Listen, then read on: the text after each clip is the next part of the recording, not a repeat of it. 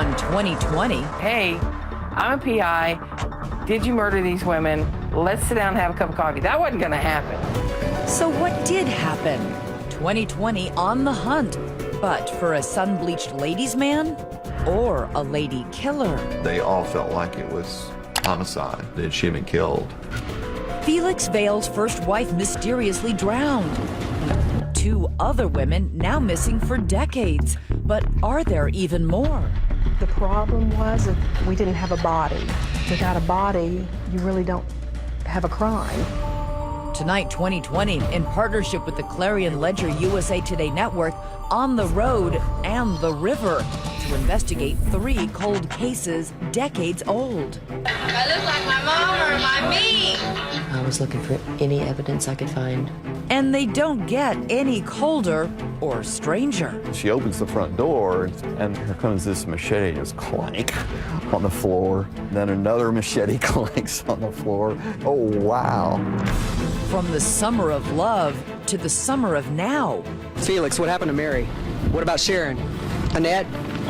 All the pieces of the puzzle, only now coming together. Home movies. What was really hidden in a padlocked attic? Don't touch it, call the police. A near-death recording. And he said, I really did it. I really killed her.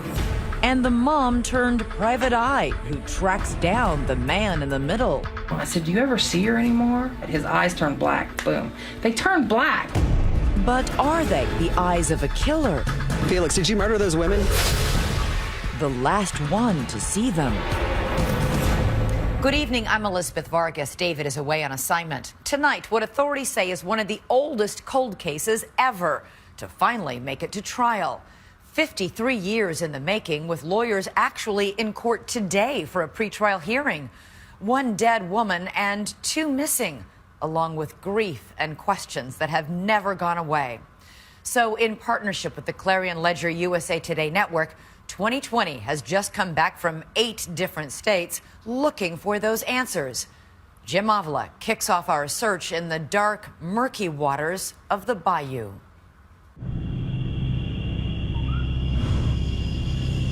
On a boat, on a river, a man and a woman, husband and wife, gone fishing. That's the story. But night is coming and one of them is about to lose a life. So we're getting close here? Yeah, we're getting close. This is about a mile from it. Before this mystery ends, there will be 3 missing women. All last seen alive with the most unlucky of husbands. 3 lost women, forgotten, but for a fearless private eye in Texas. I'm a hands-on girl, you know. With a burr under her saddle and a recorder in her bra. You've had a lot of women. Yeah, I don't know.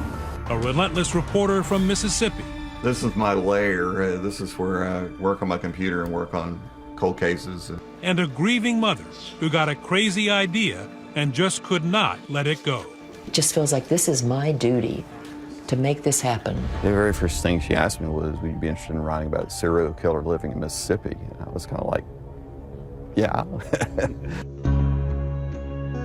Lake Charles, Louisiana, down by the Gulf of Mexico. Cajun country, Spanish moss, and long-legged egrets. A tale tangled as old fishing line, best unraveled by boat, cruising through a ship graveyard. It's right up here on the right. Our guide, investigative reporter Jerry Mitchell. He's already had a long career uncovering Old Testament evil in the Deep South. Stories like the Mississippi burning murders that led to the conviction of Klansmen. There it is. This is it. Okay, this is where it is. His latest work appears in the USA Today Network documentary series called Gone. It's about the case of Mary Horton Vale, haunting the Louisiana Delta since 1962.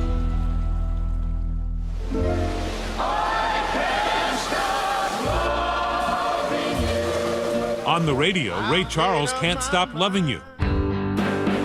I have directed that the following initial steps. In the White House, President Kennedy on the brink of the Cuban Missile Crisis. And soaring somewhere high overhead, John Glenn, the first American in orbit. Back on Earth in Lake Charles, Mary Horton and Felix Vale have only just begun living the life. All smiles and home movies the dashing Felix sporting a fedora just a few months before it all went bad. Mary had been the high school homecoming queen in Eunice, Louisiana. Tiaras and parades. Her home movies reveal a real looker with Southern charm. One of her biggest admirers, Mary's little brother, Will Horton. Mary was one of those people, when she walked into the room, she made everybody feel good. She was kind of this larger-than-life girl that everybody loved. She was a beauty for sure. Yes. Classmates and sorority sisters remember those college days at McNeese State with Mary like it was yesterday. Not only pretty on the outside, but pretty on the inside. People really were drawn to her. Felix works in a chemical plant, and he has plenty of chemistry after work, too. Yeah. Very nice-looking man. Yeah, she just kind of fell in love from the get-go. I had one woman tell me that Felix Vale looked like he'd been kissed by heaven. He had this charismatic aura. Funny thing about Felix, though. I think Felix was the bad boy. Mary's friends say they didn't like him much. Can't remember why. For some reason, we didn't care for him. I do remember that. Now in the fall of '62, after a year of marriage, Mary and Felix have a baby, Billy, and some unexpected good news. And they thought, or she thought she was pregnant again? She did. She thought she was pregnant again, told her friends she thought she was pregnant. Were they happy at the beginning, do you think? Oh, absolutely. The family was beginning to start, you know. But behind those backyard smiles, something dark. One of her sorority sisters remembers a mysterious premonition. I remember in the dorm that Mary had always told us she was going to die young by drowning. I've never forgotten that. One Sunday evening, Felix gets the notion to take Mary fishing out on the river. They stay out late, past dark. Something until this day her brother says he can't figure out. Can you tell me a little bit about the fear of the water? You could go in a swimming pool. She was fine as long as she could see the bottom. You call that dark water down here, right? Dark water. And that means you can't see through it. And yet there's Mary. You can see her in your mind's eye all those years ago, dutifully cruising up that corkscrew of a river with Felix. Then Mary's fear comes tragically true. Felix describes a freak accident. He says Mary spots a stump in the water. He swerves to miss it, throwing her into the river.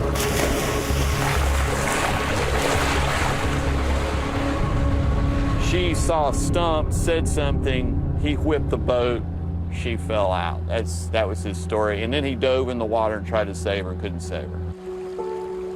The young mother, so lively and loved, taken by the river, vanishing in that dark water of the Louisiana Delta. Gone. When we continue, police evidence photos missing for 50 years. Until Bulldog reporter Jerry Mitchell finds them. Well, this is the autopsy report. What they reveal about the disappearance of Mary Horton Vale as the search for justice begins.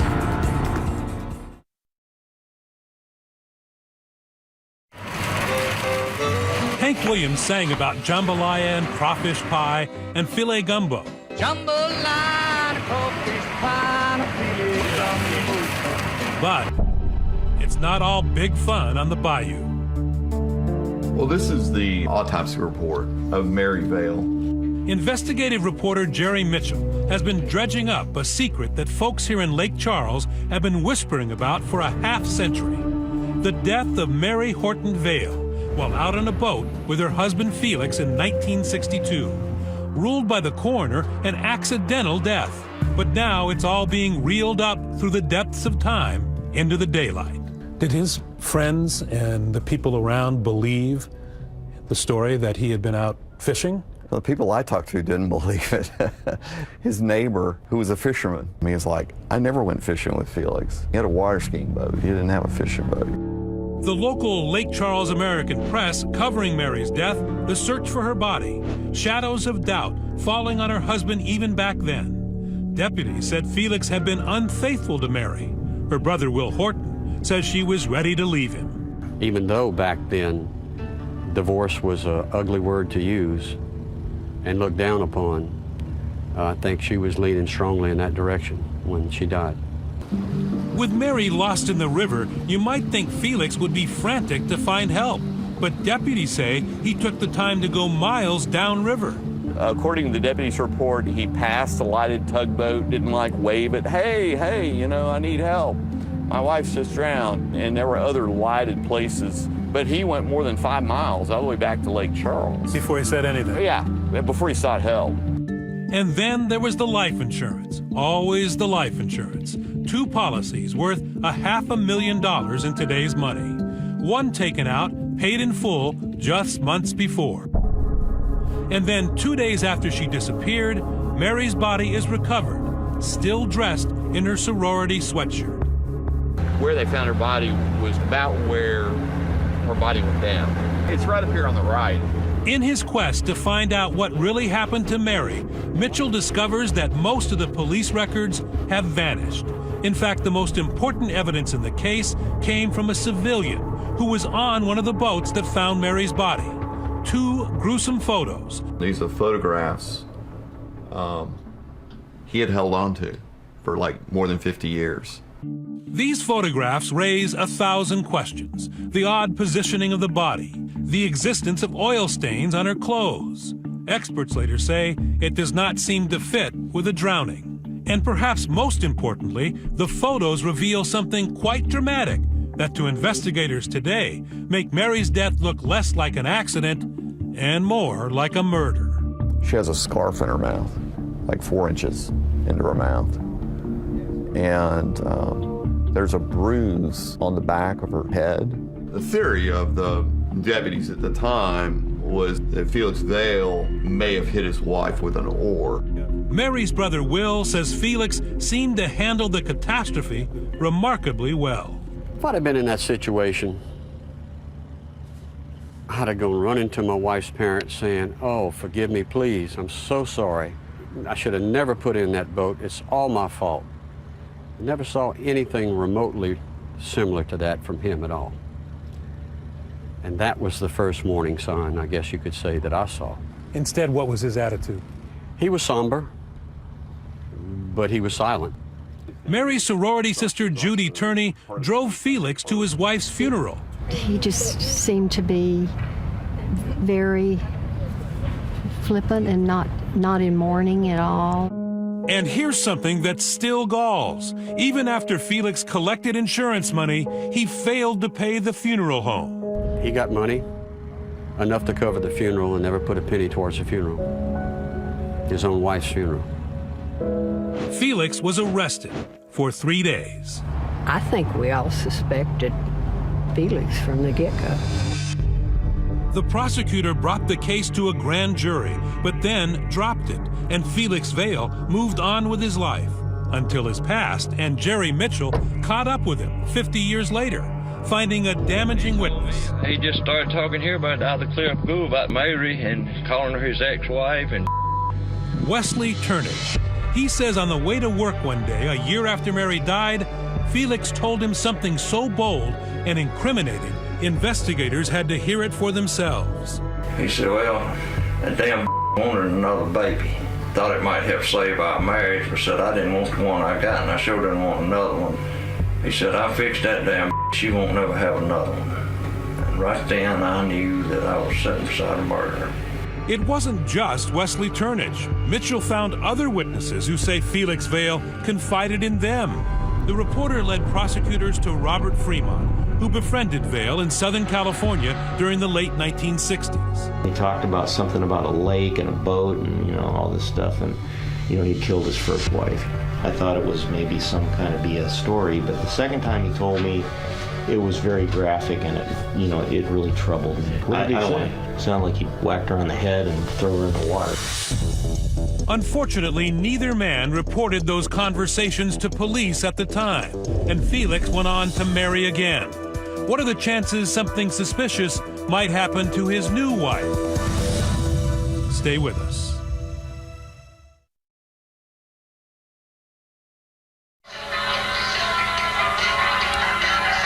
Meet Felix Vale's new wife. Look a little young? That's because she is. When Annette becomes Mrs. Vale, she's 17 years old. Her husband is more than twice her age. This is your friend Annette, and here is your long-awaited tape. Hope you like it. Annette is a headstrong, energetic teen who writes poetry, plays guitar, and sings.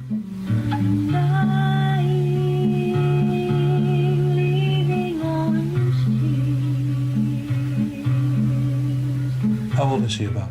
She's 15, I think, when she made this. Annette, who had just lost her dad in a car crash, met Felix when she was just 15 years old. He was driving his motorcycle through her neighborhood and stopped to chat up the high school girl. Annette's mother, Mary Rose. I didn't know enough about him to raise alarms, and I thought it was casual. When Annette and Felix meet in Texas, she doesn't know a thing about what happened back under that dark water in Lake Charles, or the questions about Felix's first wife's death. So what was the bond there between Felix and Annette? It was almost like a father figure. While Annette is away at an out-of-town special music school, Mom figures out it's her that's being played. Felix and Annette start out secretly dating and end up taking a cross-country adventure on his motorcycle. By letting her go off with Felix is not something I'm proud of. And I trusted her, and I didn't know he was a bad guy. But the man Mom says is a bad guy is about to take her daughter on a long trip through California and down to Central America. When Annette returns home 2 years later, it's without Felix. She tells Mom she's had a painful abortion, wants a divorce, and to move back in with her. Annette's staying down here. We're making a room out of this garage. Annette and Mary Rose are turning the garage into a bedroom for the married but separated teenager. She remembers her daughter telling her she had to bolt from Felix, her free spirit dominated by a much older man who was jealous and controlling. I can't do anything without checking with Felix first. Anything? Anything. After the room is finished, Annette says she needs what she calls silent therapy and isolates herself inside, talking to no one. Felix is calling on the phone repeatedly, but Mary will not let them speak. I heard her singing and I heard her crying, and she was just trying to get her life back together. Sing songs of praise to the Spirit. Annette tells her mom she will emerge soon, and when Felix hears that, he shows up. It does seem as though he was trying to alienate your daughter from you, right? Oh, well, it's very clear he did. Now, everything spirals out of control. All three are living together, but soon Mary says Felix and her daughter all but demand she vacate the property. It was a house and a cottage Mary bought with her life insurance money, left to Annette when her dad died. All of a sudden, Annette puts Felix on the deed with her. And then months after that, she actually deeds the house completely to Felix. So Felix has his young wife back, a new house, money in the bank, left from Annette's life insurance payout. Time for another trip through the Midwest, but this time it's Annette who doesn't come back.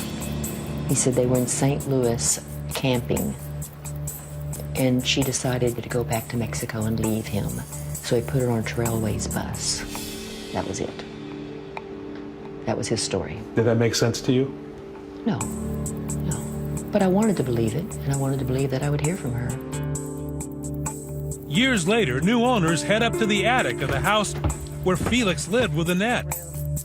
None of it looked very interesting to me except a suitcase back in that corner.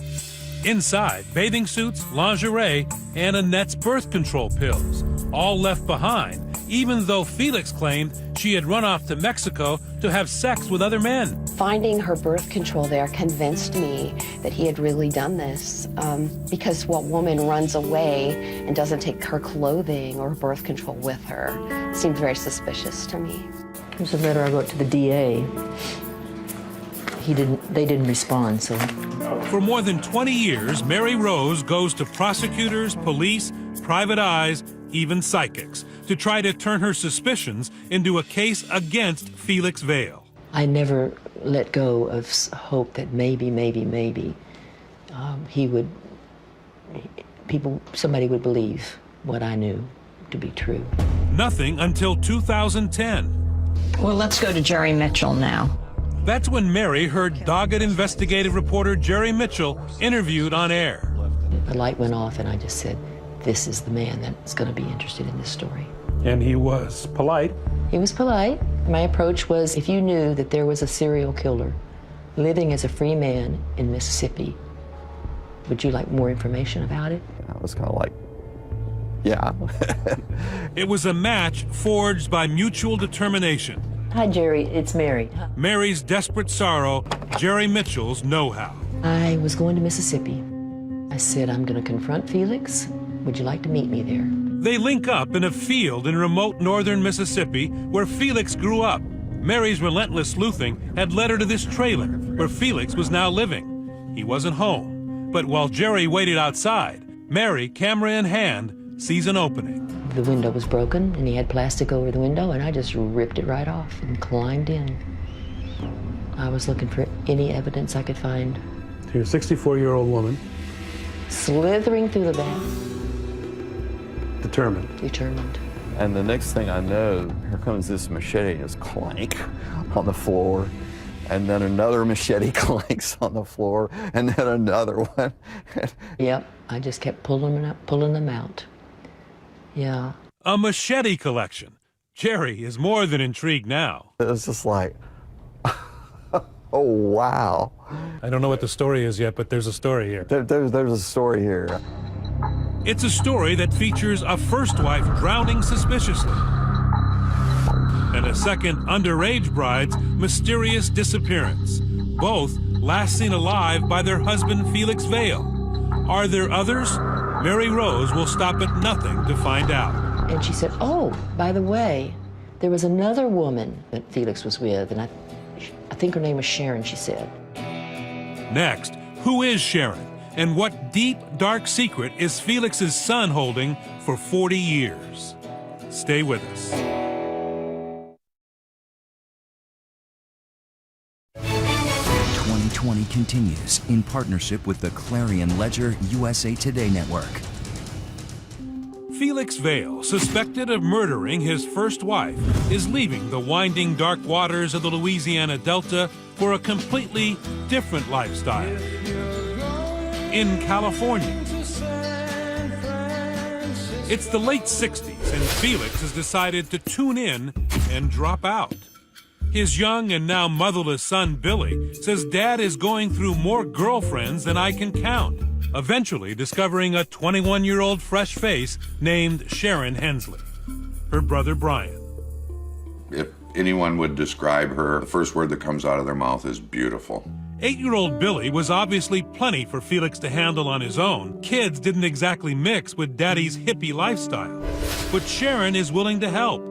A Midwestern beauty with the looks of a model, the legs of a dancer, and a wholesome North Dakota sensibility. Oh yeah, she was very popular with the boys. She was dated the quarterback in high school. But it all seemed to bore her. California beckoned. She met Felix at a party in San Francisco, totally changing her life.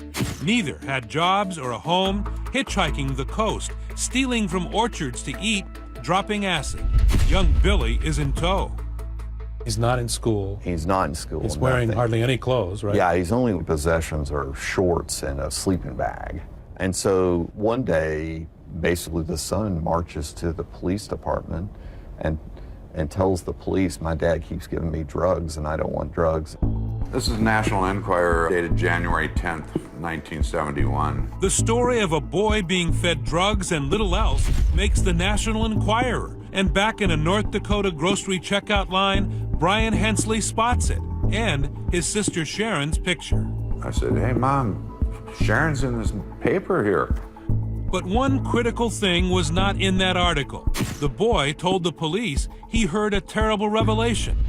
His father confessing to Sharon, Dad had killed Billy's mom. Bill was dismissed by the sheriffs there as just some crazy story. Authorities from Calcasieu Parish, Louisiana, fly to California, but Felix isn't talking, and no murder charges are filed. Bill's widow, Janet. He knew what he had heard, and he never wavered on that, never. Janet Fale says before her husband died of cancer in 2009, he purposely left that story on a church podcast so others could hear it. Can you share that story? Yeah, that's when I found out the truth of my mother's death. He wanted the truth to come out here for the victims. He didn't know I was even in the house. He said that he had murdered my mother. He said, "No, you don't understand. I really did kill her." Now, Bill says he's afraid of his father, scared Felix might try to kill him because he told police what he heard. And that fear is spreading up to North Dakota, where the Hensley family believes Sharon is in danger. I really believe because he had confessed to her that he'd made a decision that he had to get rid of her. Brian Hensley and his mother saw Sharon and Felix only one more time. His sister had wasted away from bad nutrition and drugs, and Felix, he remembers, was in total control of her life. At that point, I believe she was with him out of fear. She didn't know how to get out of the situation. Sharon told her parents they were hitting the road, maybe heading to South America. She later sent this photo captioned, "Making travel plans." But the family saw no excitement in her eyes, only sadness. They get one last phone call. When my mom got off the phone, she told my dad, "Sharon's in deep trouble. She's crying out for help." But they didn't know exactly where she was. They didn't know how to help and never heard from Sharon again. If you're counting, that makes 3 young women gone, last seen alive with Felix. His story about Sharon's disappearance spelled out in a letter to her family, a letter that makes as much sense as the acid trips he likes to take. I haven't seen Sharon. Last I saw her was about a year ago. We were down in Key West.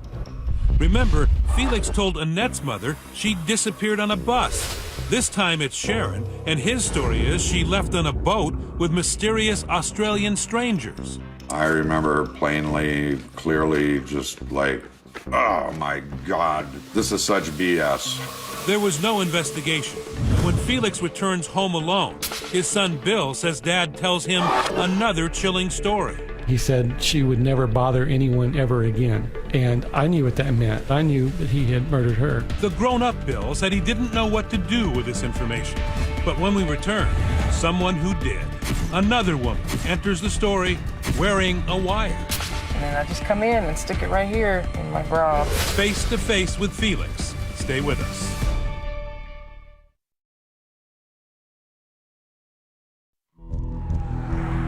Texas private eye Gina Frenzel just can't pass up a good murder mystery. Her favorite author is John Grisham. When one night she stumbles onto Jerry Mitchell's ebook, Gone. It's just 99 cents on her Kindle, and she bought the ride of her life. I thought, well, nobody just disappears. She's part super sleuth, a la Melissa McCarthy in Spy. Nancy, I know, but I'm in deep and I'm getting such good intel. Part superhero, at least if you go by her nickname, Batgirl, a moniker earned after she showed up at a Halloween party and didn't get the memo. I was the only one that dressed up. I dressed up as Batgirl. So it's just a fun little thing And do people call you that now all the time? No, all the time. I can't get away from it. And you even wear a necklace? I do.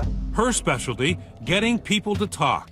Gina offered to help Jerry Mitchell with his story, and the fact that Felix Vale hadn't talked to anyone in years didn't dissuade her. When she finds out he lives just an hour and a half away, the keys are in the car, whether he likes it or not. When it comes to finding out the truth, I'm not worried about a trespassing citation.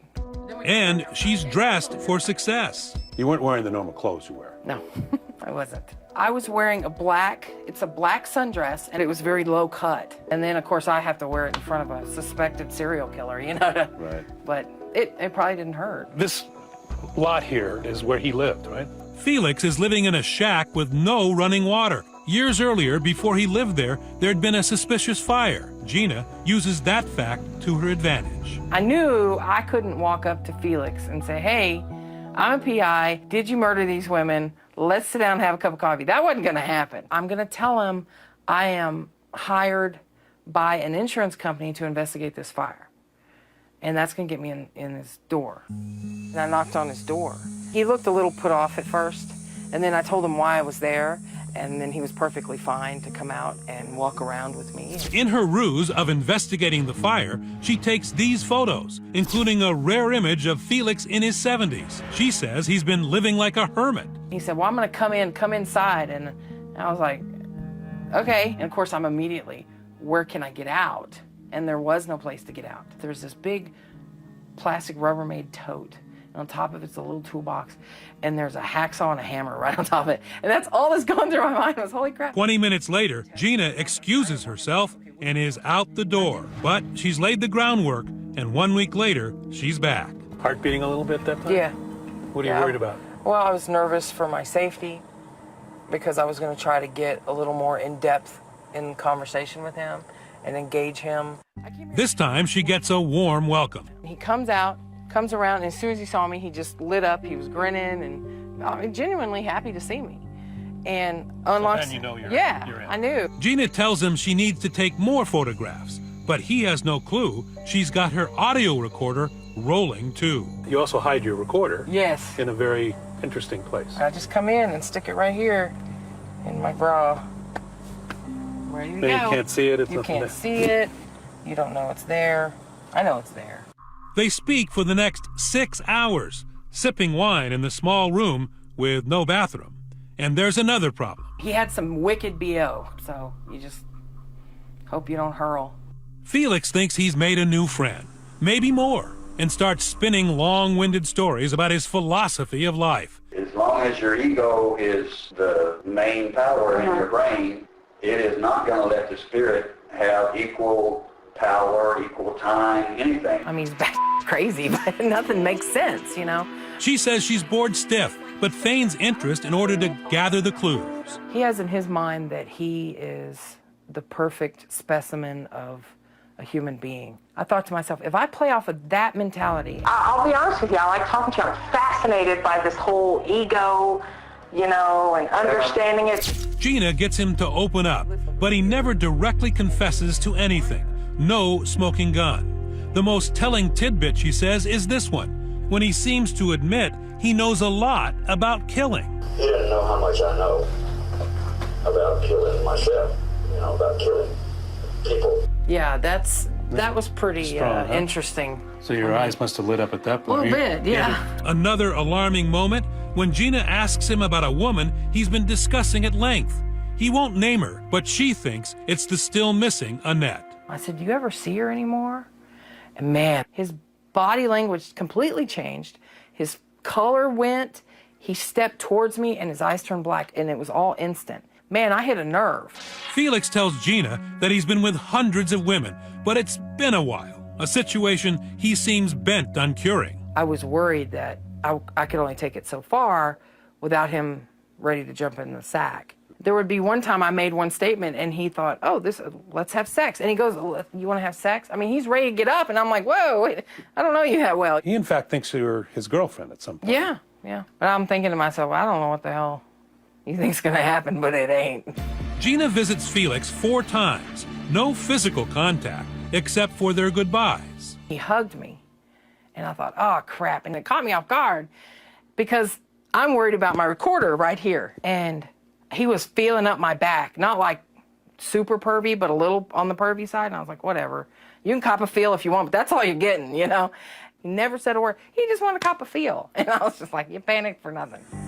That unbroken trust proves important later when Felix asks Gina to do some chores for him in his house when he's not there.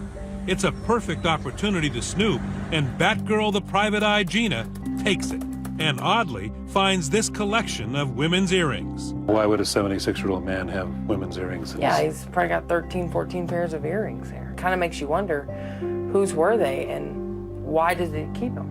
And she makes another discovery, a bin filled with more than 20 journals. That was the Rubbermaid tub where I found the journals. Eureka.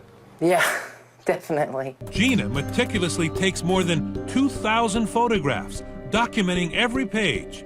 There's no huge clue here, except when he writes about how a breakup with yet another woman he dated changed his thoughts on killing. I was altered by it in a positive enough way to enable me to handle, without murder, the upcoming debacle. Could be interpreted that he's saying that he's murdered before. Right.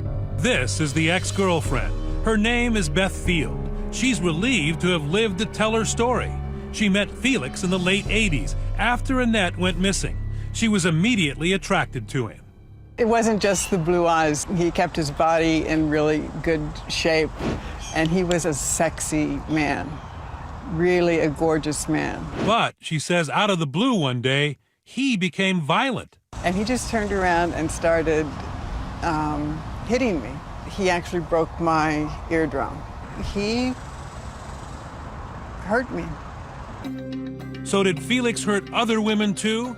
Jerry Mitchell and Mary Rose have spent years trying to find out. He's written article after article, pushing authorities to act. The current coroner re-examined the autopsy and those lost photos of Mary Horton Vale's body. And after 50 years, he ruled it was not accidental drowning, it was homicide. Prosecutors now feel they have enough for a case. They have Felix's old friends. He said, I fixed that damn. His own son. He said, no, you don't understand. I really did kill her. Next, this cold case finally catches fire, and the police are closing in. Is this the end of the road for Felix Vale? I got this phone call from the sheriff's office. I hooped and hollered and danced like I've never danced before. Stay with us.